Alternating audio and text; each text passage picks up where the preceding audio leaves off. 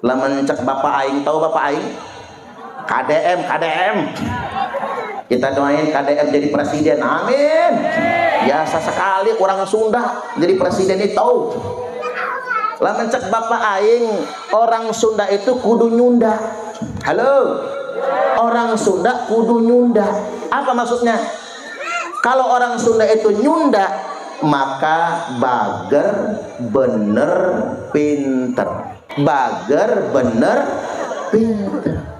Karena zaman sekarang kita dihadapkan dengan fenomena muncul generasi yang pinter tapi tebager, tebener.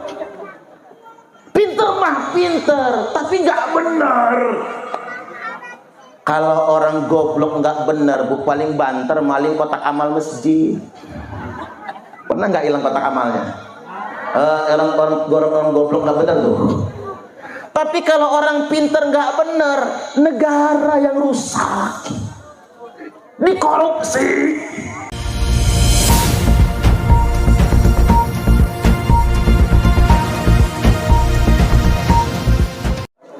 Tabi'un. Bismillahirrahmanirrahim.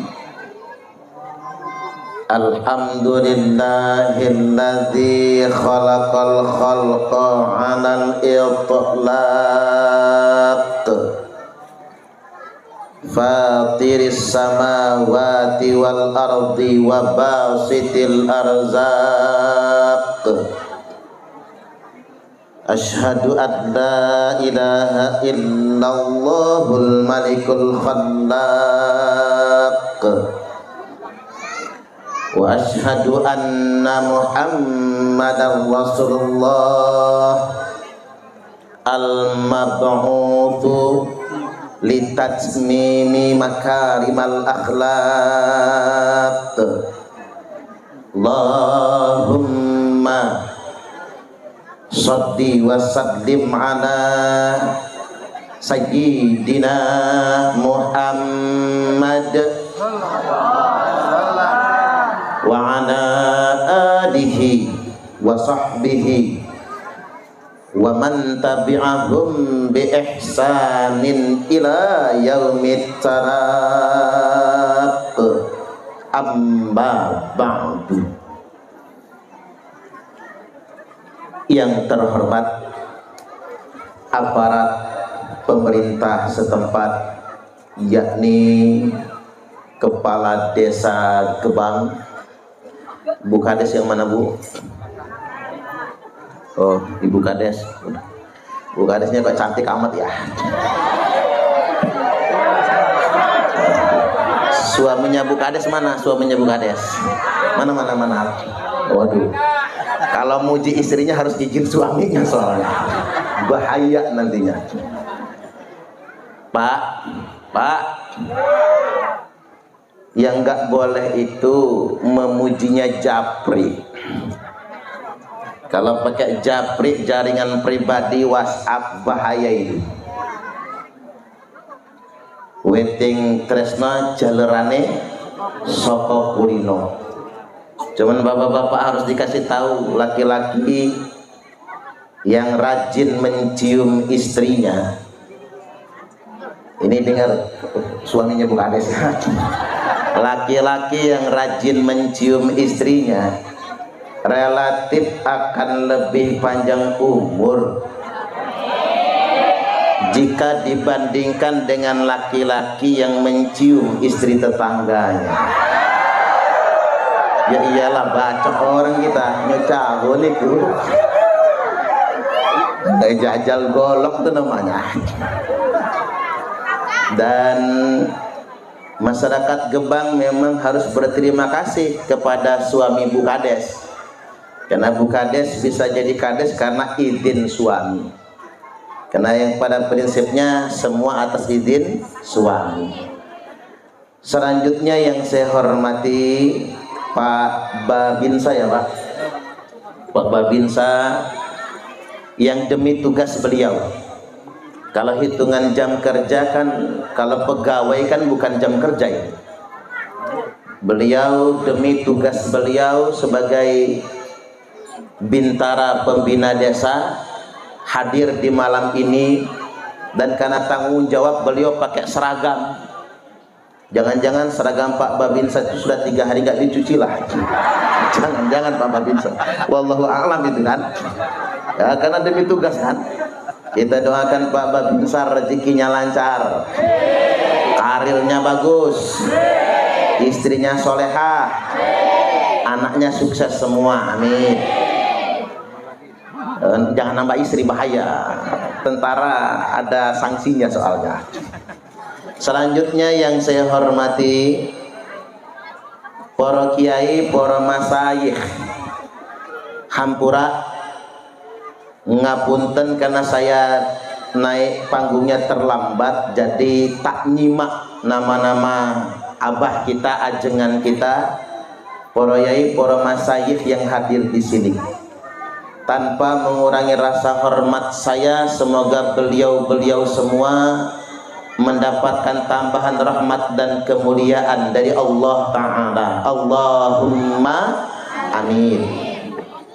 Selanjutnya yang saya hormati sahabat saya, yakni Bapak Kiai Haji Alianda Mudi Antoni.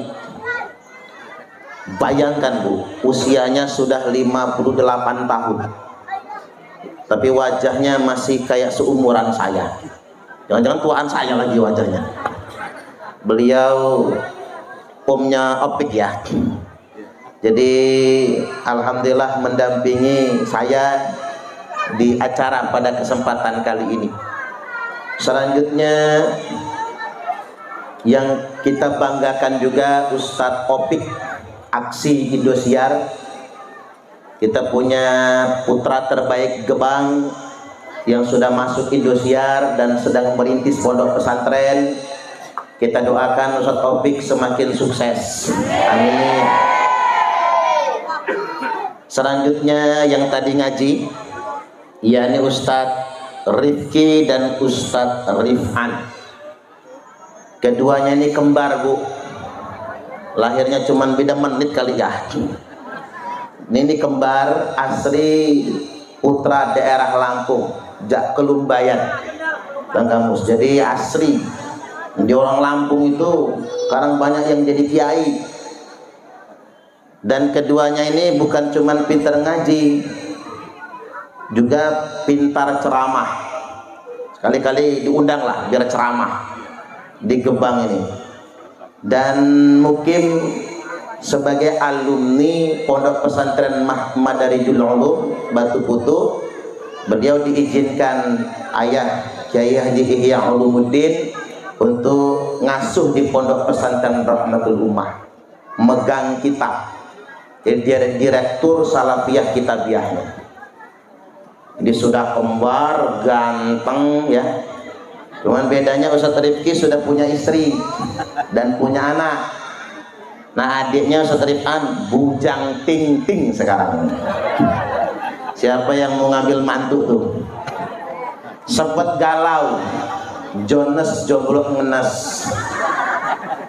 Gara-gara kembarannya abangnya sudah nikah duluan, sampai sudah punya anak malahan. Tapi memang namanya jodoh Allah yang tentukan. Sekarang usia berapa? 27 ke 28. Ini usia yang paling mengkhawatirkan. Menikah paling cepat umur 21 agar tidak ada pernikahan dini.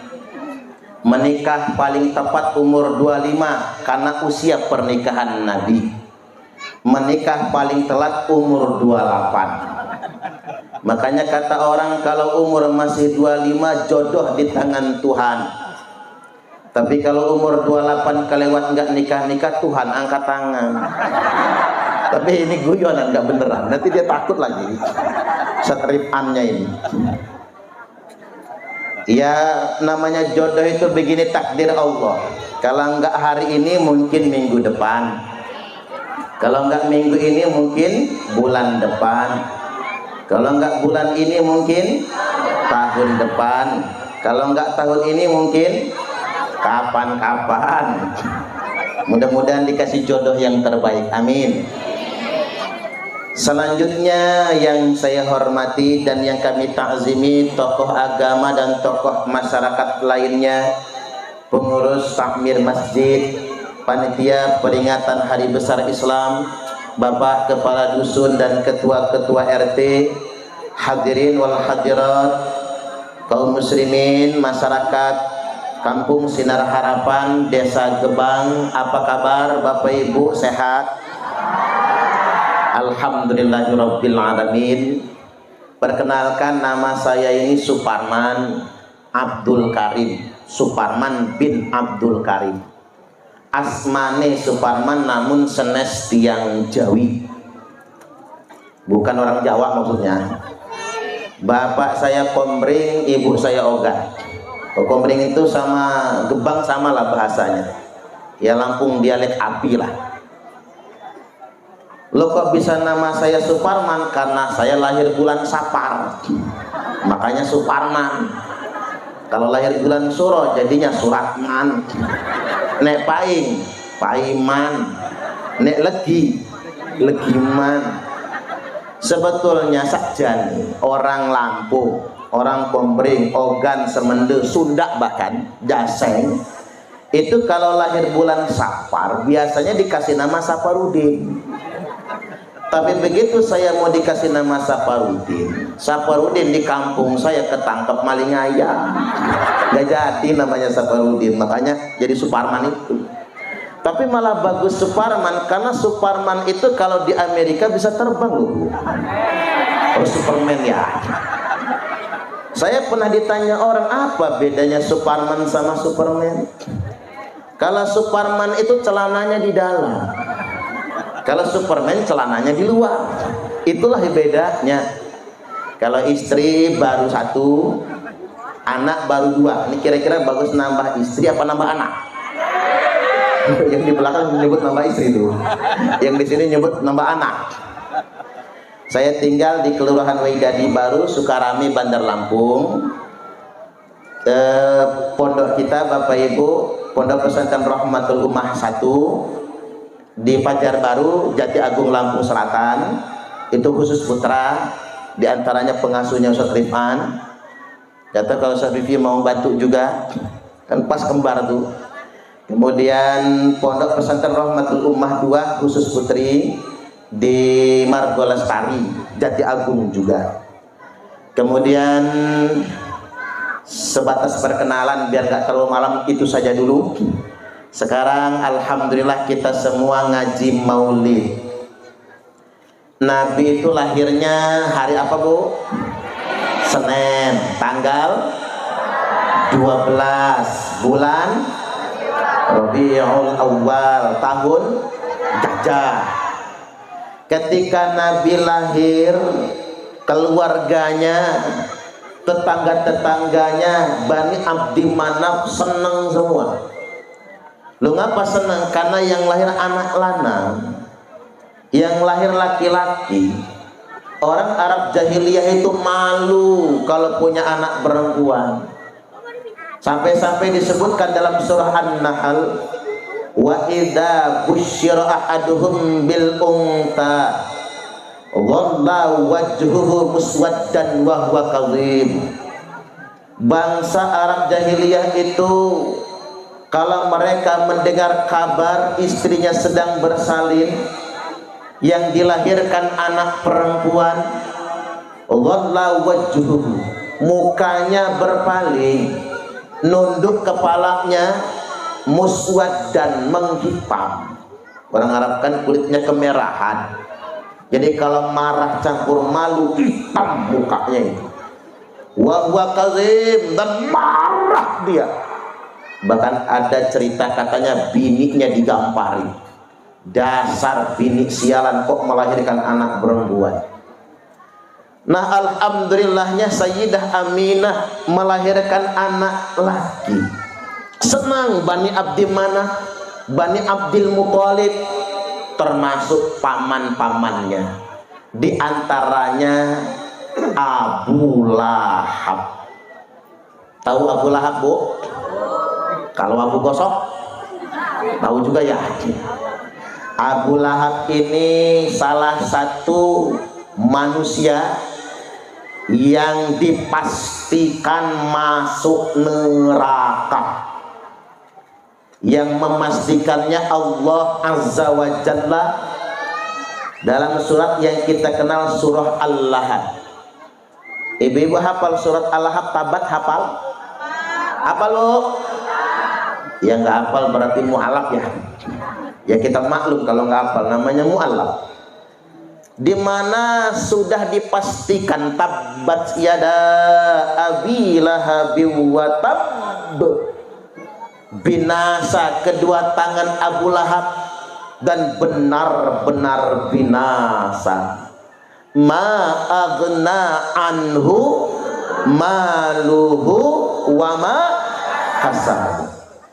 Tidak ada gunanya baginya hartanya dan tidak ada gunanya juga perniagaannya. Abu Lahab kaya, kayanya nggak ada guna. Makanya kaya jangan disombongkan. Saya tanya, ada orang kaya sombong? Banyak. Orang miskin sombong? Tambah banyak. Udah melarat disombongin. Ya apanya yang disombongin? Nggak ada gunanya harta Abu Lahab. Tidak bisa menolongnya. Saya slanaran datalahab. Ini kan sinli tanfis. Niscaya pasti nantinya Abu Lahab masuk neraka. Datalahab berupa api yang bergejolak.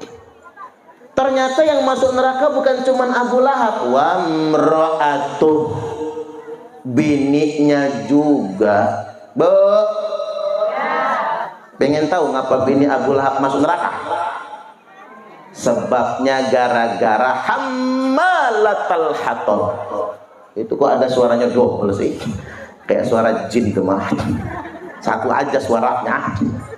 Hammalatal hatab. Karena bininya Abu Lahab ini suka bawa kayu bakar. Ya, komering ditanya, api diusung. Api diusung, mutung lah. Di bahasa Gebang api diusung juga ya. Apa di bawah itu api diusung. Nah, bininya Abu Lahab ini suka bawa kayu bakar. Lah katanya Abu Lahab orang kaya, kok bininya ngambil kayu bakar? Setahu saya Bu, orang Lampung, Semende, Ogan, Kumbring itu yang ngambil kayu bakar bininya ya. Iya Bu ya. Makanya ayu saya nggak mau punya suami orang Lampung, orang Kumbring, nggak mau dia. Cari orang Jawa aja kata dia. Orang Kumbring, orang Lampung malas ngambil kayu bakar kata dia. Iya juga lah pikir saya. Saya pikir waktu masih ngaji, masih kecil itu hammalatal hatab itu beneran. Bininya Abu Lahab itu tukang ngambil kayu bakar. Ternyata itu bahasa majazi. Apa maksudnya hammalatal hatab? Tukang bawa kayu bakar alias ember, alias bigos biang gosip, kompor beleduk. Zaman sekarang ada kompor banyak, ember banyak, biang gosip banyak. Berhubung zaman Nabi belum ada kompor, adanya kayu bakar, makanya hammalatal hatab.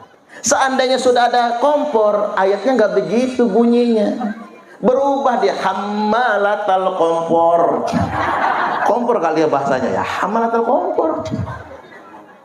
Jadi bininya Abu Lahab ini mulutnya itu tukang gosip, tukang nyinyir, tukang fitnah. Bu, ibu-ibu suka ngegosip? Suka sih enggak, cuman hobi.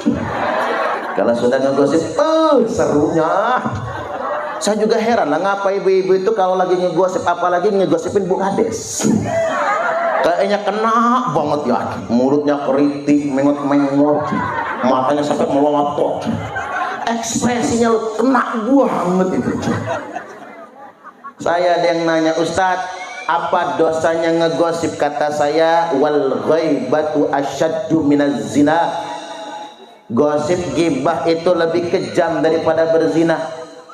Saking gedenya dosa ngegosip itu. Ustadz, saya ini kata dia hobi betul ngegosip. Kalau seminggu aja nggak ngegosip demam saya. Kira-kira Pak Ustadz apa sih obatnya biar berhenti ngegosip? Gampang Bu, kata saya. Kalau ibu memang potongan hobi ngegosip, nggak ngegosip malah sakit, itu kan udzur syar'i. Ada udzur di situ. Kalau begitu kata saya Bu, silahkan. Lagi pengen ngegosip, ngegosiplah sepuas-puasnya. Karena udzur namanya. Ngegosip sepuas-puasnya, ngerumpi sepuas-puasnya. Tapi jangan ngajak kawan. Ngegosipnya sendirian. Pengen nih masuk kamar, ngadep cermin, kunci pintu. Apa kata anaknya? Lawang mama gue. Ya gila lah ngegosip dewean. Nah itulah penyakitnya bini Abu Lahab. Balik lagi ke cerita tadi. Paman-paman Nabi 10-nya itu seneng doang. Punya anak lanang, punya anak laki. Saking senangnya si Abu Lahab ini, dia sedekah memerdekakan budak yang namanya Tuwaibah, yang belakangan hari menjadi salah satu ibu susunya Nabi kita. Tapi sayang, beribu kali sayang, memang betul Abu Lahab senang punya ponakan Muhammad. Tapi begitu ponakannya sampai dewasa dan diangkat menjadi Rasul, Abu Lahab yang paling menentang ajarannya. Sampai mati pun Abu Lahab mati kafir. Maka diceritakan oleh Sayyid Abbas bin Abdul Muttalib, paman Nabi juga yang beriman, lama mata Abu Lahab. Ini hadis sahih ini, sahih Bukhari. Kalau ada yang membid'ahkan maulid Bapak Ibu, dia nggak bisa mentahin hadis ini, nggak bisa membantahin. Lama mata Abu Lahab, ra'aituhu fi manami ba'da aulin fi syarrihal. Udah mati ini Abu Lahab, dikubur. Kira-kira setahun setelah dikubur Abu Lahab, aku melihatnya dalam tidurku, mimpi Sayyid Abbas ini ketemu Abu Lahab. Fi syarrihal, keadaannya buruk sekali, disiksa, dihinakan. Cuman aneh, kata Abu Lahab, yukhaffafu anni kulla yaumitsnain, diringankan siksa kubur saya tiap hari Senin. Halo, ini hari apa ini? Minggu ya, besok Minggu. Nah, Senin besok tuh. Kalau nggak percaya datang ke kuburan Abu Lahab. Ini hadis sahih. Kalau hadisnya maudhu kita tolak. Hadis lemah dhaif aja kita tolak. Ini hadis sahih. Tiap hari Senin Abu Lahab mendapatkan keringanan, dapat dispensasi keringanan, dapat kompensasi kiriman air minum. Jangan-jangan air minumnya lah segar juga lah, jangan-jangan. Apa kopi kali gak ya? Tiap hari Senin. Nanya si adek, emang ada apa kak? Kata Abu Lahab, gara-gara waktu naken kita lahir tuh si Muhammad, saking senangnya aku gembira bi maulidihi, aku senang dengan maulidnya Muhammad itu, dan aku sedekah memerdekakan budak. Subhanallah. Gara-gara itu Abu Lahab diringankan siksa kubur. Ini yang jelas-jelas masuk neraka, Bu. Kita kan bukan Abu Lahab, bukan Abu Jahal. Kita nih umatnya Kanjeng Nabi. Mudah-mudahan dengan maulid malam ini kita ditetapkan bebas dari siksa kubur. Amin. Bebas dari siksa api neraka. Amin. Dijamin masuk surga. Allahumma amin. Amin ya rabbal alamin. Nah, termasuk ini, kita nggak bisa sedekah memerdekakan budak, minimal kita sedekah kembang telur dan berbagai macam pernak-perniknya. Ini menjadi tanda kita cinta kepada Kanjeng Nabi. Al-mar'u ma'aman ahabba, karena seseorang itu akan bersama dengan yang dia cinta. Saya mau nanya, Bapak Ibu kalau boleh milih, di akhirat nanti mau tetanggaan sama Nabi atau tetanggaan sama Jupe? Nabi dong. Kalau tetanggaan sama Nabi tergaransi masuk surga. Tapi kalau tetanggaan sama Jupe alias Julia Perez, wallahu a'lam. Kalau Jupe masuk surga tinggal ikut kita ke surga. Tapi kalau Jupe-nya masuk neraka kita nggak enak. Nah Jupe-nya enak-enak aja, waktu dikejar api neraka nyanyi dia. Isoke wai aku rapopo. Padahal udah gosong dia. Walaupun kita doakan mudah-mudahan Jupe almarhumah masuk surga. Karena ada alasan Bapak Ibu, ada alamat. Jupe itu kena kanker, sakit parah, habis duit, habis rambut, botak kepala, nggak sanggup lagi berobat, pulang nyawa hilang. Orang yang tidak sembuh sakitnya kecuali dengan ajal, maka dia mati tanpa dosa. Jangankan kanker kayak Jupe, uang pening pala saja menghapus dosa 40 hari 40 malam. Makanya kalau bisa ibu-ibu ini tiap 40 hari, sebulan sekali lah sakit pala. Ya, terutama tanggal tua lah ya. Atau wayahnya tukang kredit nagih gitu.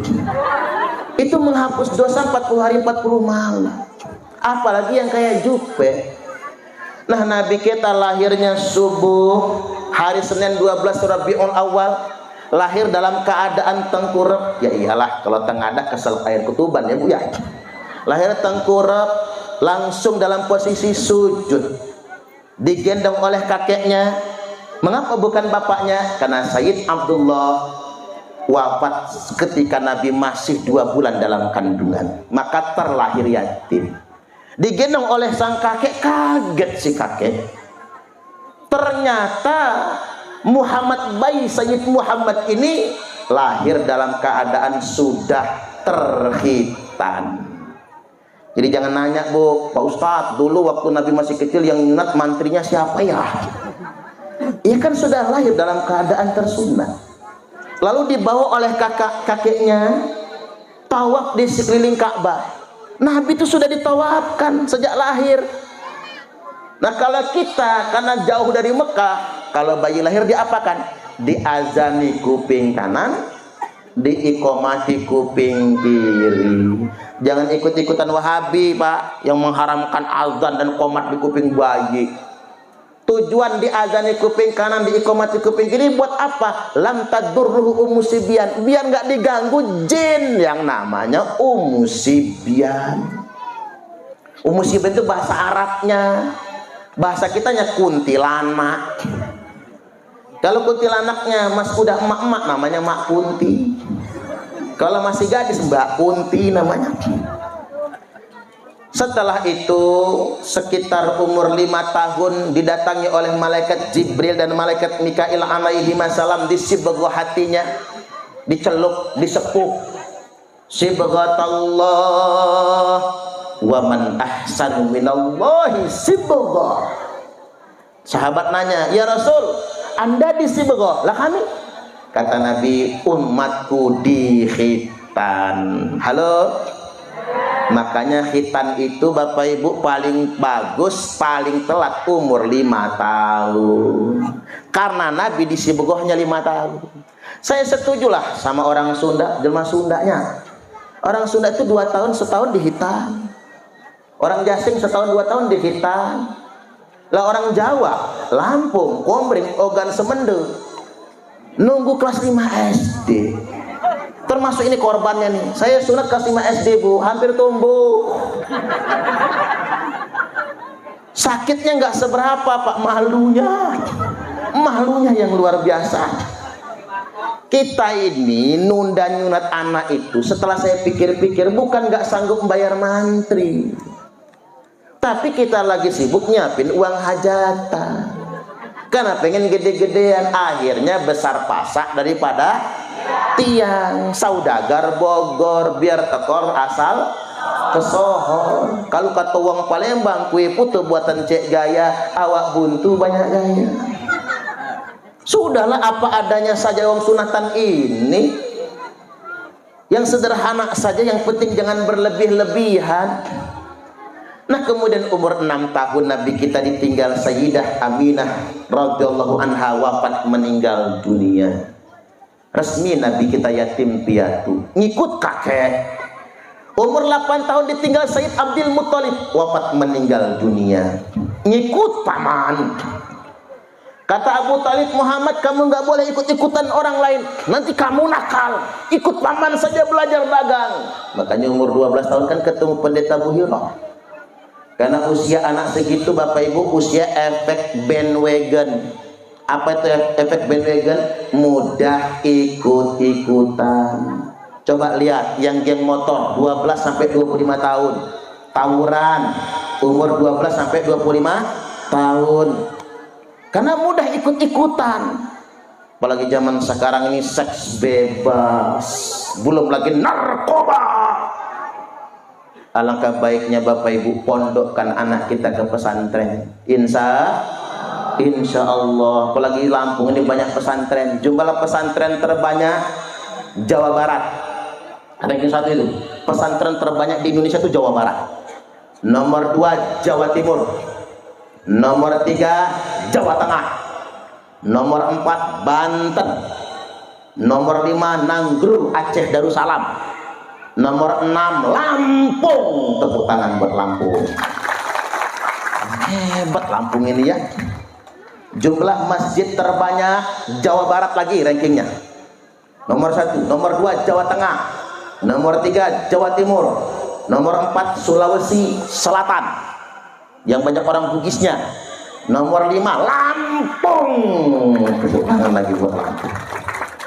NU terbesar di Indonesia itu Jawa Timur ranking 1. Ranking 2 Jawa Tengah. Ranking 3 Lampung. Ini hebat. Masukin anak ke pondok pesantren, suruh belajar. Laman cek Bapak Aing, tahu Bapak Aing?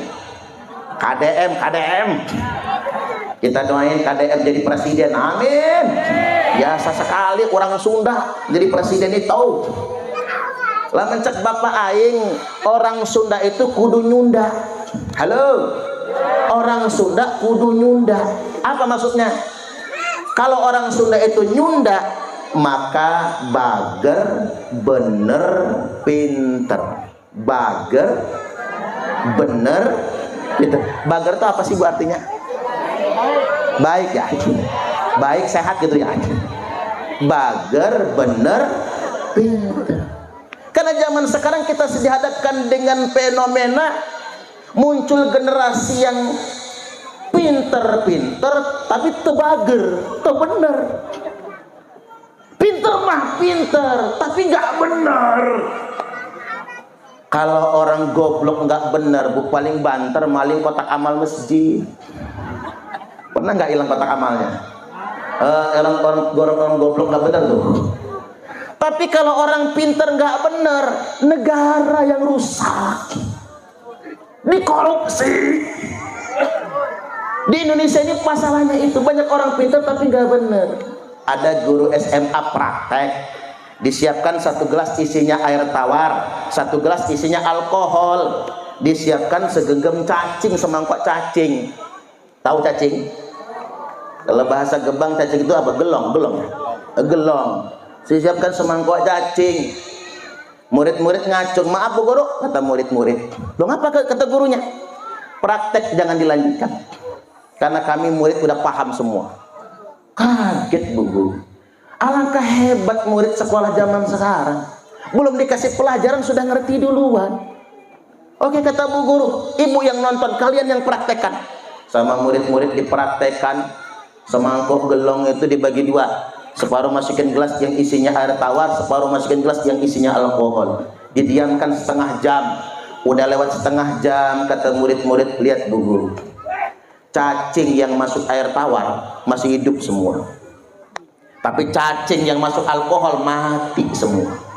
Maka bu guru, praktek sudah menunjukkan kalau kita ingin bebas dari cacingan, banyak-banyaklah minum alkohol. Lah itu anak kita itu bu pak, pinter mah pinter tapi pinternya bener. Makanya kita ini pengen punya anak yang bager, pinter, bener. Bager, bener, pinter. Masukin pondok pesantren. Kalau mau jauh, Jawa Timur sekalian, di salah satu pondok pesantren terbesar, Lirboyo. Jawa Timur kejauhan, Jawa Tengah. Jawa Tengah kejauhan, Jawa Barat. Jawa Barat kejauhan, Banten. Banten kejauhan, Lampung. Lampung kejauhan, Pusat Opik. Madarijul Ulum apa namanya? An-Nur. Lah pondok itu bukan karena dia mondok tempat gede atau enggaknya, bukan. Pondok itu tergantung barokah atau tidak ilmunya, Bapak Ibu. Sekarang kita boleh milih mau pondok yang mahal, ada 5 juta sebulan, ada kamarnya full AC, satu kamar isinya 4 santri, persis kayak orang umroh di hotel.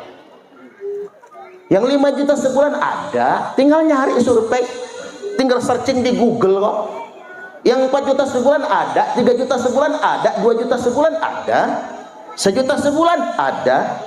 Cuman bayar uang makan 500.000 sebulan ada. Yang gratis ada. Gratis nggak bayar malah dapat duit ada. Panti asuhan,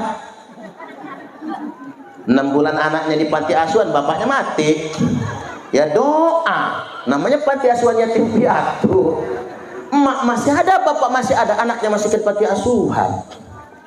Ini saksinya nih Ustaz Rifan ini, Bapak Ibu, di pondok kita yang bayar kita terima cuman uang makan. Uang makannya 13.000 sehari, kan 400.000 uang makan, 13.000 sehari. MBG kalah, MBG mah. MBG 15.000 sekali makan, dapatnya apa? Tempe sepotong sama telur puyuh 3. Kita 13.000 3 kali makan, pagi, siang, malam. Berarti sekali makan 4.000, Bapak Ibu. Pagi, siang, malam. Habis beras sampai 1 ton per bulan. Yang sanggup bayar, nggak sanggup bayar juga nggak apa-apa ngomong. Tidak akan dikasih tahu kalau belum bayar. Minta gratis ya kita gratiskan, tidak kita sebutkan dalam daftar. Tinggal anaknya mau mondok atau tidak. Cuman pesan aja, semelarat-melarat orang tua, anaknya kirimin uang jajan. Karena kalau nggak dikirim uang jajan, maling duit temennya. Temennya jajan, dia nelen dulu, celam-celam dia. Bapak-bapak bisa ngudut sehari 2 bungkus. Ngirim anak mondok pelit. Kirim uang jajannya. Karena begini Bapak Ibu, hampurannya, kalau orang Islam ini kaya semua, Islam belum tentu terjaga. Kalau orang Islam ini jadi pejabat semuanya, din Islam belum tentu terjaga. Karena agama tidak dititipkan kepada orang kaya, agama tidak dititipkan kepada penguasa, tapi agama dititipkan kepada orang yang berilmu. Makanya wa annal ulama'a warathatul anbiya, dan sesungguhnya ulama itu pewaris para nabi. Halo. Dan anak kita nggak mesti jadi kiai. Jadi jangan pernah berpikir jumlah pesantren sekarang Bapak Ibu 36.000 pondok pesantren se-Indonesia itu yang masuk daftar, belum yang nggak ngedaftar. Kayak Ustaz Afi kan belum didaftar, belum dapat ijab, belum dihitung. Ada 36.000 yang sudah masuk daftar. Belum tentu satu angkatan satu aja yang jadi kiai, belum tentu. Enggak mesti kalau alumni pondok itu jadi kiai. Enggak mesti kalau alumni pondok harus mimpin tahlil. Kalau semua orang alumni pondok harus mimpin tahlil, habis Pak kaplingan tahlil kita, Pak. Itu mah udah ada kaplingan masing-masing. Enggak mesti orang lulus pondok itu harus buka TPA. Harus pintar ngaji tilawah, harus mimpin berjanji, nggak mesti hadrohan. Tapi walaupun dia tidak jadi kiai, jutaan santri alumni pondok pesantren se-Indonesia ini, walaupun dia tidak jadi santri, saya ulangi, walaupun dia tidak jadi kiai, tapi selamanya dia akan jadi santri. Tepuk tangan dulu. Maksudnya apa? Dia jadi kades santri, nanti jadi anggota dewan santri, jadi pak tentara yang santri, jadi polisi yang santri, jadi dokter yang santri. Coba ingat, mursyid saya Kiai Haji Ahmad Shadiq dari Wai Jepara, pondok pesantren Darussalamah. Itu kalau ngeliat orangnya apa nggak kelihatan, persis Pak Tani itu. Ada orang tua wali nengok anaknya mondok, nanya sama Yai Sodik, Pak, pondoknya Kiai Sodik mana? Tuh di sono. Bisa nggak Pak minta bantu bawain? Kiainya suruh gotong beras. Nggak tahu itu kalau kiainya. Yai Sodik itu mukanya aja nggak kelihatan kalau kiai. Padahal kiai besar Bapak Ibu. Orang nggak ada yang tahu. Kalau orang nggak nyantri, nggak mondok, nggak akan pernah tahu kalau itu kiai besar. Tapi kapan orang yang tidak mondok tahu kalau Yai Sodik itu ulama besar, ulama nasional Bapak Ibu? Saat ada salah satu santri yang jadi Presiden Republik Indonesia, Kiai Haji Abdurrahman Wahid alias Gus Dur. Gus Dur begitu jadi presiden datang ke Jepara. Oh, yang nggak mondok baru tahu Pak, ternyata itu ulama besar. Nah itulah Bapak Ibu, mengapa orang jadi tahu Yai Sodik itu ulama besar, santrinya jutaan? Karena punya santri, termasuk kawannya yang nyantri satu pondok. Ya Gus Dur itu kawannya. Nah itu, paham maksudnya ya? Nggak mesti kalau alumni Madarajul Ulum harus buka pondok, nggak mesti. Walaupun dia nggak jadi kiai, tapi selamanya dia akan jadi santri, jenderal yang santri. Dan itulah yang akan memuliakan ilmunya para ulama nantinya. Makanya agama dititipkan kepada orang yang berilmu. Halo? Oke, jam berapa ini? Oh, baru setengah jam. Umur 25 tahun Nabi kita menikah. Sayyid Muhammad Bujang nikah sama janda. Itu zaman jahiliyah loh Pak Bu. Kalau zaman modern aja agak maklum lah kita. Kalau setripan nikahnya sama Musdalifah. Tahu Musdalifah nggak? Yang kaya raya itu kan agak maklum lah. Ini Nabi itu jangan diaminin, kasihan dia dapat janda. Janda tuir lagi ya. Jadi Nabi itu Muhammad Bujang nikah sama janda umur 40. Geger kota Mekah, lawang Muhammad kata orang Mekah. Masa gadis banyak dia menikahi janda? Nabi kita itu kan keturunan bangsawan Quraisy. Mana boleh bangsawan Quraisy menikah sama janda? Tapi Nabi Muhammad Bujang walaupun belum mengemban misi kerasulan, yang dia utamakan memuliakan wanita, nikah sama janda Sayyidah Khadijah. Habis akad nikah, bawa depan Ka'bah, pegang Hajar Aswad. Nabi berkata, wallahi Khadijah, demi Allah saya bersumpah, kata Nabi, tidak akan kawin lagi selama engkau masih hidup. Makanya Pak, dengerin Pak Babinsa juga, Pak Kades ya, dengerin Pak Yai juga. Riwayat ini merupakan alamat laki-laki boleh kawin lagi, bapak-bapak boleh poligami, tapi tunggu bini pertama mati dulu. Lah itulah masalahnya Pak Ustadz, bini gua nggak mati-mati, asal jangan diracun ya Pak, pembunuhan berencana itu namanya. Lah itulah Nabi. Ini ilmu buat ibu-ibu. Khadijah itu nggak pernah dimadu loh Bu.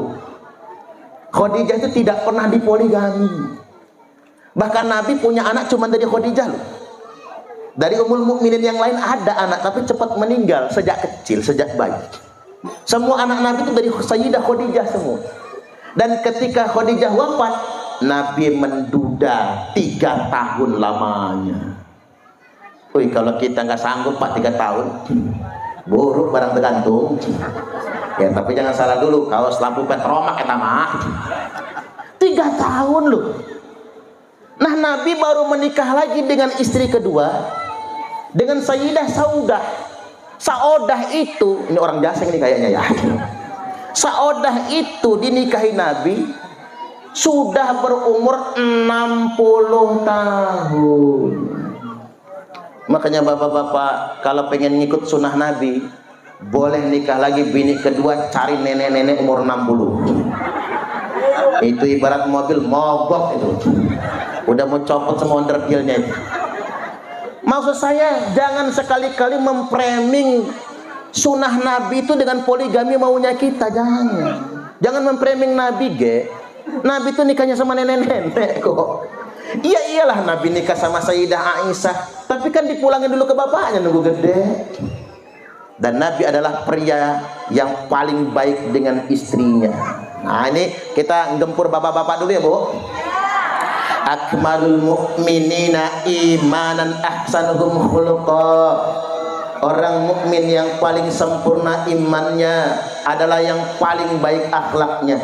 Ukuran iman bukan peci, bukan surban, bukan komis, bukan imamah, bukan janggut, tapi ukuran iman itu dilihat dari akhlak perilakunya.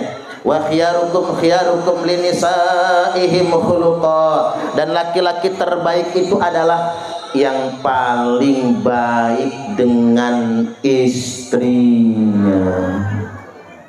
Nah, lu bapak-bapak, saya nanya ibu-ibu, Bu, bapak-bapak baik nggak Bu? Hebat ibu-ibu, pintar menutupi aib suaminya. Padahal pengen jawab jahat ya Bu ya. Kalau saya ramah sama ibu-ibu wajar Bu, karena saya penceramah. Penceramah nggak ramah nggak akan diundang orang, ya Pak ya. Pedagang ramah wajar karena minta laku jualannya. Awas pedagang jangan sekali-kali nggak ramah, bangkrut ya, nggak ada yang mau beli. Buat yang dagang-dagang saya kasih tahu, jangan ditulis depan toko itu dilarang ngutang, nggak usah. Ngapa pula lah ditulis-tulis yang kayak gitu tuh. Tapi walaupun salah kita juga Bu, kita ini sekilit, lagi nggak punya duit, ngutang gula kopi ke warung tetangga. Wayahnya dapat duit malah jajan ke Indomaret. Ada yang kayak gitu? Mana orangnya? Nyebelin amat orang itu, nggak punya muka, labang itu. Iya lagi nggak punya duit, ngutangnya sama kita tuh. Begitu punya duit, melipir-melipir dia ke Indomaret. Gimana nggak bangkrut orang tetangganya? Pedagang ramah wajar minta laku, tapi kalau suami ramah sama istri itu luar biasa. Makanya malam ini ingat Pak, nasihat ceramah malam ini, manggil istri itu yang lembut. Mama, kadi helak mama. Naon atuh papa. Duduk mama. Isunya udah gemeter nih, jangan-jangan mau minta kawin lagi nih orang. Ternyata bukan minta kawin lagi. Rogoh kantong kanan Pak, agak seret. Banting duit 15 juta. Jeler. Ini uang apa papa? Ini uang belanja mama. Buat beli beras, bayar listrik, ongkos anak sekolah, cicilan kulkas, cicilan seragam pengajian, cicilan Tupperware. Cukup mama? Ya cukup atuh papa. Malah ada sisa. Ya kalau sisa simpen sama mama. Nah gitu deh Pak. Sisaan itu jangan ditanyain lagi, ya nggak Bu? Nggak usah diungkit-ungkit sisaan, biarlah istri yang nyimpan. Uang itu juga bukan buat apa-apa kok. Istri ngekep duit 15 juta mau nyimpen ke kamar, nanti dulu mama. Rogoh lagi kantong kiri Pak, banting lagi 15 juta. Jeleker. Ini apa lagi papa? Ini bonus untuk mama. Capek mama ngangkang. Silahkan bawa ke pasar mama. Jangan pulang kalau nggak habis. Subhanallah. 15 juta uang belanja, 15 juta bonusnya 30 juta. Mau nggak Bu? Mimpi sampai tidur langit lah Bu. Cuman beginilah Pak, nggak mungkin lah masyarakat Sinar Harapan Desa Gebang itu nuntut 30 juta sebulan. Emang lakinya siapa? Ya kalau bapak-bapak bukan pengusaha yang nggak bisa lah ngasih segitu juga, ya Pak ya. Cuman saya ini sudah bisa nyirin emak-emak nih, ibu-ibu itu di mana-mana tuh sama Pak. Ibu-ibu ini paling sebel sama laki-laki yang pelit, ngasihnya cuman dikit, itu pun diungkit. Sebel senep rasanya. Ada nggak Bu yang kayak gitu? Tunjukin nama saya, mana orangnya? Kalau di sana apa di sini nih orangnya? Diungkitnya itu yang gak enak. Makanya suami yang terbaik adalah yang memperlakukan istrinya dengan cara terbaik. Nanti dulu ramah sama tetangga, tapi harus ramah dan sayang dengan istri. Istri yang tidak pernah dipuji suaminya bahaya. Saya ulangi, ingat bapak-bapak, istri yang nggak pernah dipuji suami bahaya. Saat dipuji suami tetangga, lebih bahaya lagi kalau dipuji di Facebook, di media sosial. Apalagi pas temu alumni reuni, begitu reunian sama teman SMP, dulu sama-sama di SMP Hanura barangkali ya. Begitu ketemuan alumni, ketemu mantan pacar. Apa kata mantan pacar? Subhanallah, kamu dari dulu nggak pernah berubah. Udah gembrot aja nggak berubah apanya. Cuman karena si bini ini nggak pernah dipuji suami, diomongin begitu, kuping mekar, pala melar, bahunya naik. Makanya Nabi itu paling pintar memuji istri. Ya Umairah, wahai yang kemerah-merahan. Ibu-ibu pernah dipanggil kemerah-merahan? Boro-boro. Kadang-kadang ibu-ibu tuh pengen lah dipanggil kemerah-merahan, dandan serba pink, kerudung pink, baju pink, androknya pink, daleman tuh kan aku kan, bedaknya pink, blush onnya pink, lipstiknya pink, malah nyangkut gigi lagi, sampai gigi ikut pink juga. Lewat depan suaminya, pengen betul dipanggil yang kemerah-merahan. Apa kata suaminya? Anak babi mau kemana ya? Tega bapak-bapak, mentang-mentang anak babi pin juga. Istri itu harus dipuji, jangan pernah direndahkan. Karena mengapa? Istri akan mendapatkan energi lebih ketika dipuji suaminya. Mah bikin kopi, begitu bikin kopi, ting ting ting ting, hidangkan kopi. Makasih ya mah, sudah dibikinkan kopi. Papa janji gak akan kawin lagi, bikin kopi lagi dia. Mau 10 gelas dibikinin pak. Karena suami pandai berterima kasih. Baik, umur 35 tahun Nabi kita mendamaikan konflik Ka'bah. Umur 40 tahun Nabi kita resmi diangkat menjadi Rasul, tugas nubuah, tugas kerasulan, dakwah maksudnya. Umur 53 tahun beliau hijrah dari Mekah ke Madinah. Umur 63 tahun beliau wafat meninggal dunia. Falamma jaa Yaumul Isnin min syahri Rabi'il Awal, tibalah hari Senin di bulan Rabiul Awal. Jadi Nabi itu Bapak Ibu lahirnya Senin, wafatnya juga Senin. Berarti Nabi itu diwafatkan di hari kelahiran. Makanya orang Wahabi itu nuduh kita ini apa tuh? Orang NU katanya Maulidan, padahal itu tanggal wafatnya Nabi. Dia nggak tahu kalau Nabi itu wafat dan lahirnya sama. Ini bakal nurun ke umatnya. Makanya Bapak Ibu, umat Nabi juga rata-rata akan dimatikan di hari kelahiran. Maka ciri ini hari lahir masing-masing. Ada nggak Bapak Ibu yang lahir hari Minggu? Besok Minggu, soal ini Minggu nih. Kalau nggak malam ini besok kematinya. Ya iya dong. Alamat mati. Cuman begini, saya jadi tertarik mengutip ulasan Imam Al-Ghazali rahimahullahu taala. 100 hari jelang ajal. Kan Nabi itu 100 hari jelang ajal menggigil di Mekah, di Padang Arafah. 100 hari menjelang ajal terjadi kesemutan campur menggigil dari ubun-ubun sampai ujung kaki. Kejadiannya ba'da sholat asar sampai menjelang maghrib. Tadi waktu habis asar kalau ada Bapak Ibu yang gemeteran campur kesemutan, itu 100 hari ke depan mati itu. 40 hari menjelang ajal, 40 hari menjelang ajal terjadi kedutan di udel. Mengapa kedutan di udel? Karena pohon ajal yang daunnya bertuliskan nama kita sudah putus. Begitu dia putus langsung connect ke udel kita. Dut dut dut. Bukades namanya, saya Bu Bukades. Hah? Bu Ani Rekayani. Misalnya daun yang bertuliskan Ani, kades gebang. Begitu dia sudah rontok, langsung connect ke udel. Dut dut dut. Kalau itu terjadi habis asar Bapak Ibu, umurnya 40 hari lagi mati. 7 hari menjelang ajal, nafsu makan naik, tapi pandangan mata kosong.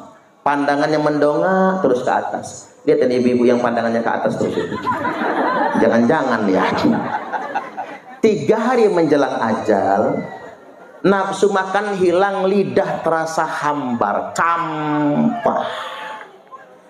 Makanya kalau kita terasa campah, hambar di lidah, jangan-jangan bukan COVID tuh. 3 hari lagi mau mati soalnya.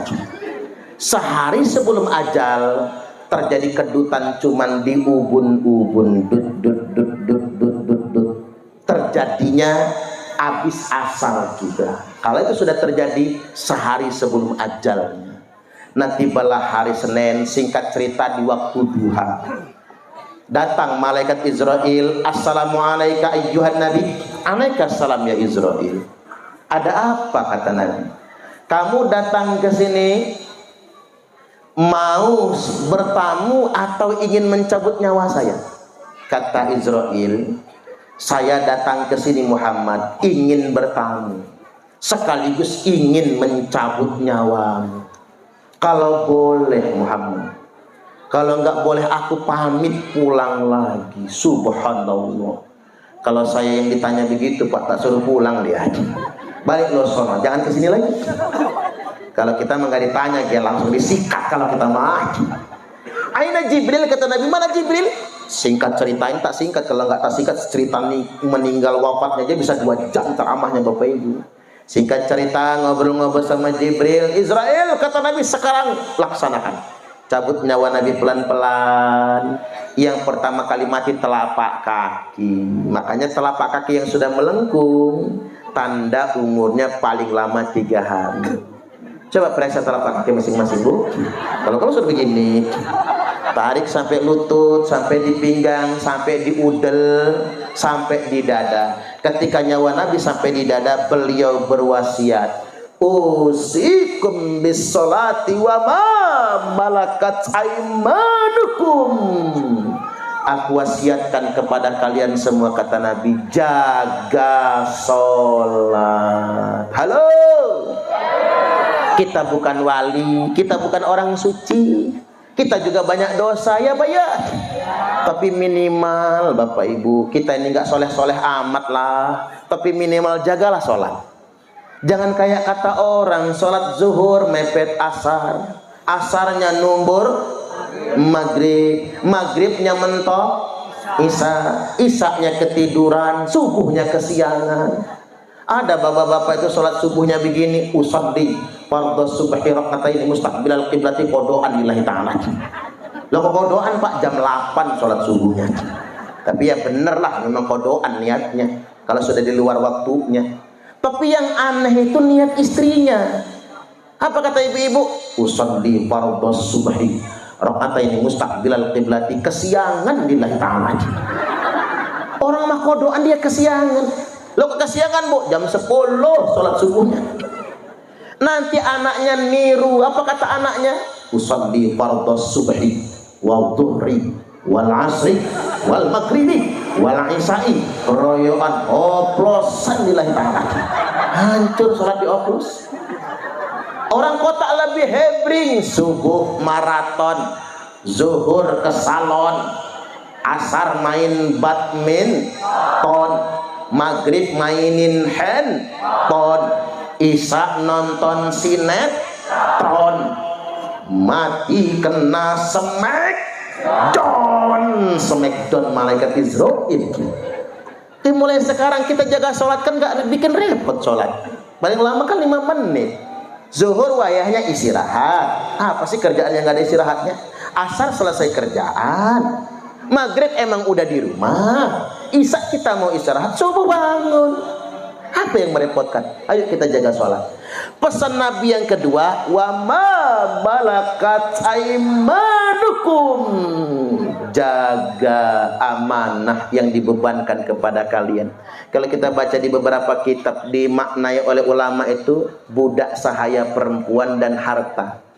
Tapi kan wa ma malakat, apa saja yang dikuasai aimanukum, oleh tangan kanan kalian. Lah orang sumpah jabatan itu pakai tangan kanan. Makanya yang lebih kontemporer penerjemahannya Bapak Ibu, bukan budak sahaya. Udah gak ada budak teman sekarang.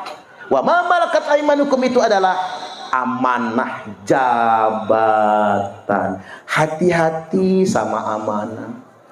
Pesan buat Pak pemerintah ini kita upload. Ini mah kita mau rakyat kecil di bawah cuma ngusul aja ya.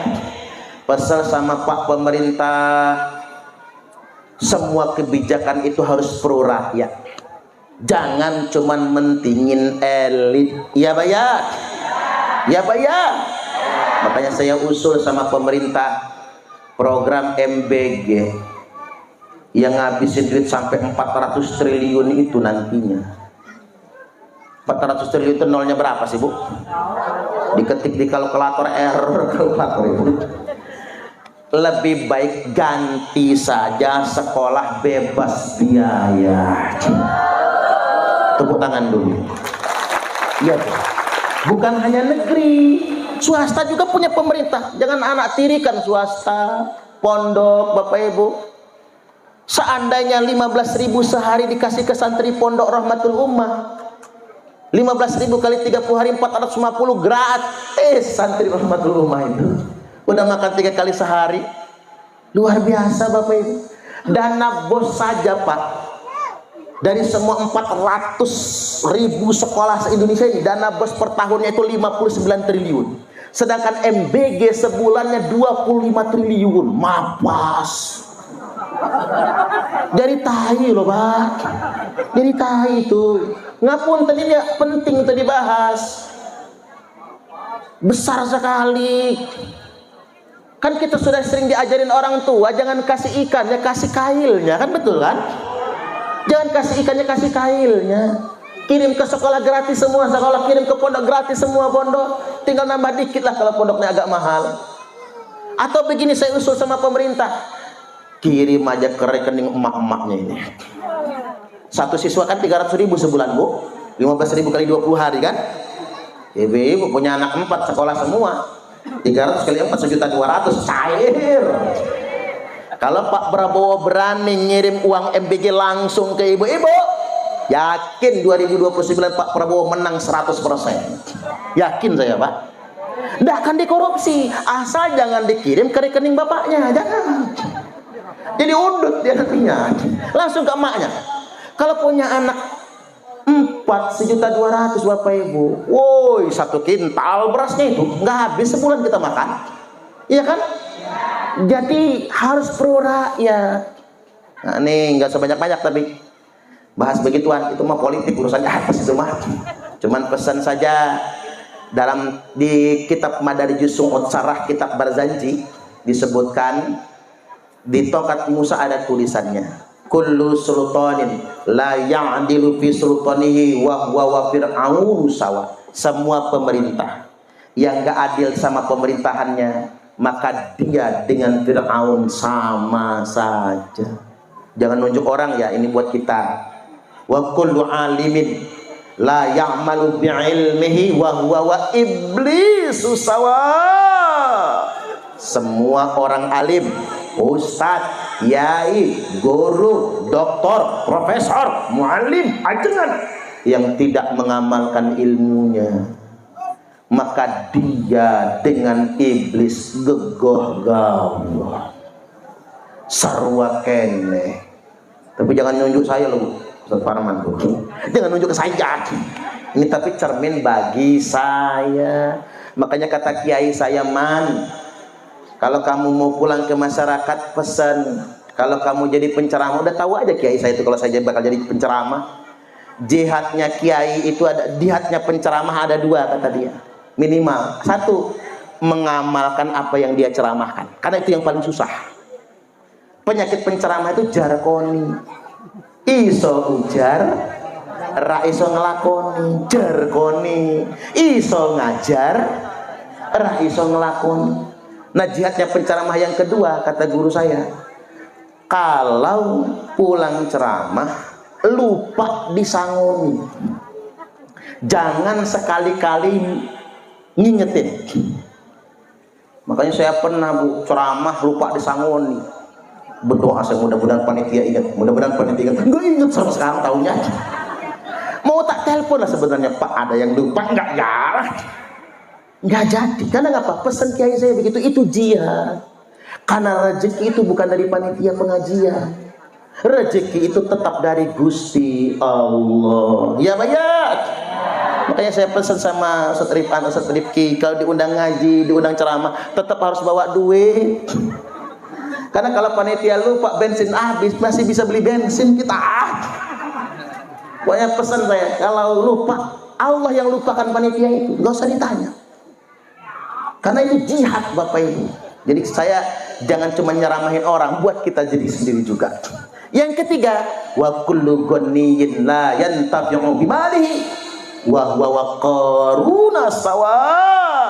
Semua orang kaya yang hartanya enggak manfaat, maka dia dengan korun sama saja. Ingat yang kaya-kaya, orang kaya bolak-balik umroh dengan alasan rindu rumah Allah, padahal Allah lebih rindu dengan orang kaya yang berbagi dengan fakir miskin.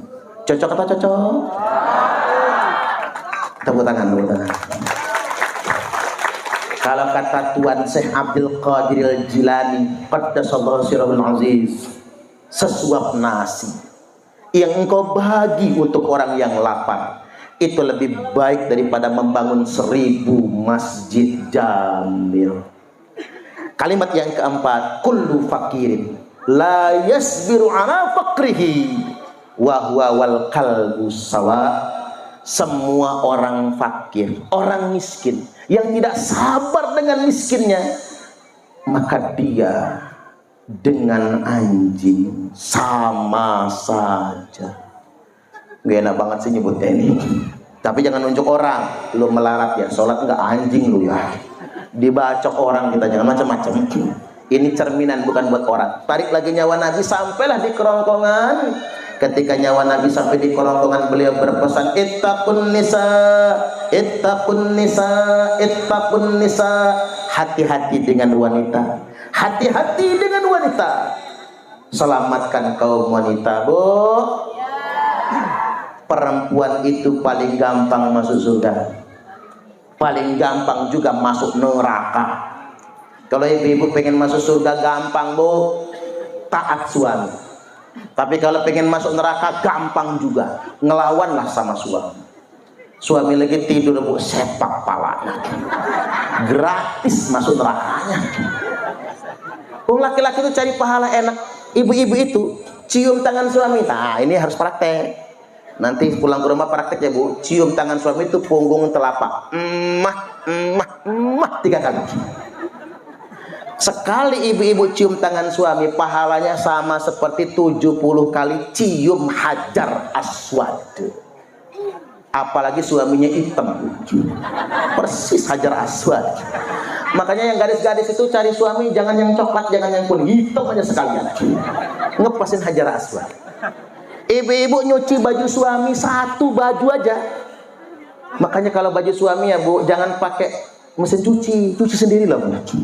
Khusus baju suami 1 saja ibu-ibu dapat 1000 pahala, dicabut 2000 dosa. Makanya Bu, kalau habis bikin dosa nyuci baju aja. Cari baju kotor. Ustadz, bajunya sudah bersih semua, yang bersih cuci lagi. Ya sayanglah, kalau sayang tanya suami, Pak, apa? Kolornya mana Pak? Ya gua pakai lah. Lepas Pak. Kirain mau ngapain, nyuci kolor, kaunya aja. Gampang cari pahala.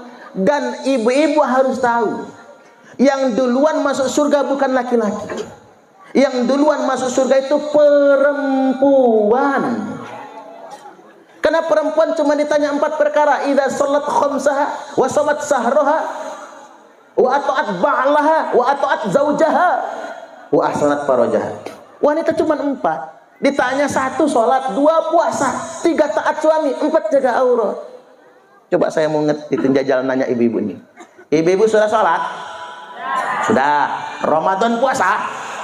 Puasa. Sama suami taat? Awas jangan pakai insya Allah. Taat. Aurat dijaga?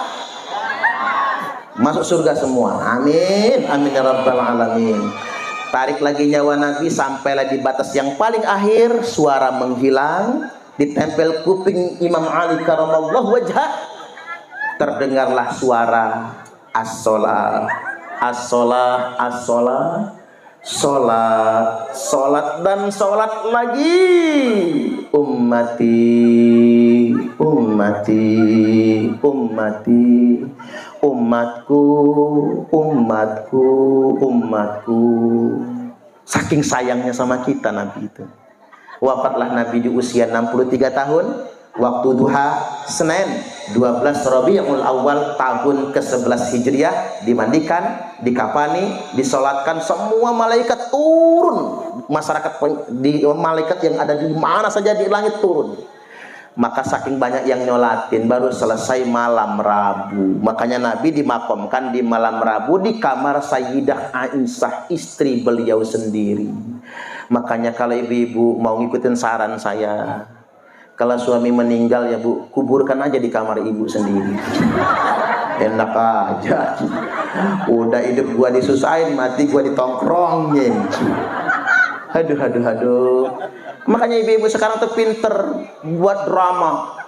Apa kata ibu-ibu? Pakai pepatah, gajah mati meninggalkan gading, harimau mati meninggalkan belang, laki gua mati meninggalkan banyak utang. Mohon maaf ya Pak, ibu-ibu ini kadang menjanda, ditinggal mati suami. Nggak kawin lagi itu bukan karena terlalu sayang sama suami, belum tentu. Saya sudah nanya sama janda-janda anyaran itu. Oh, kata saya, ngapa ibu nggak kawin lagi? Sayang tak sama suami? Bukan, kapok Pak Ustadz. Trauma, saya takut dapat yang kayak gitu lagi. Oh, ternyata janda-janda itu nggak kawin lagi itu karena trauma. Lagi pula enak menjanda kan Bu ya? Menjanda mah enak, diajak ke Kubah Mas, berangkat. Diajak jalan-jalan ke Aljabar, berangkat. Diajak jalan-jalan ke rumah KDM, berangkat. Ziarah Wali Songo, berangkat. Punya laki repot. Mana melarang laki-lakinya ya? Kadang janda itu lebih bebas. Baik, dimakamkan di kamar Sayyidah Aisyah. Dan kemudian Aisyah berkata, ya man lam yalbisal harir, wahai yang tak pernah memakai baju sutra, tidak pernah tidur di atas kasur yang empuk. Nabi itu hidupnya sederhana. Kalau kita tidur di kasur, di seperempat, di bed yang empuk, Nabi sangat sederhana sekali. Makanya jangan pernah mengeluh, syukurin apa yang ada. Karena kaya itu soal rasa, bukan soal harta. Baik, itu saja apa yang saya sampaikan hari ini. Malam ini mudah-mudahan ini semua bermanfaat. Kalau ada sumur di ladang, bolehlah kita menumpang mandi. Kalau ceramahnya masih kurang, silahkan mengundang lagi.